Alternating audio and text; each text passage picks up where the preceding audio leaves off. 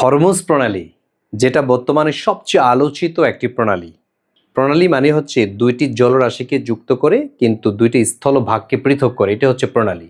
তার মধ্যে হরমুজ প্রণালী হচ্ছে সবচেয়ে আলোচিত একটি প্রণালী। এই যে হরমুজ প্রণালীটি, এটি কাকে যুক্ত করেছে আর কাকে পৃথক করেছে এটা আমরা দেখব। যেমন পারস্য উপসাগর, এটা একটা উপসাগর, আর একটা হচ্ছে আরব সাগর। এই যে দুইটা সাগর, এই দুইটা সাগরকে যুক্ত করেছে। তার মানে হরমুজ প্রণালী দুইটা সাগরকে যুক্ত করেছে। আর পৃথক করেছে কাকে? এই যে ইরানকে ওমান থেকে পৃথক করেছে।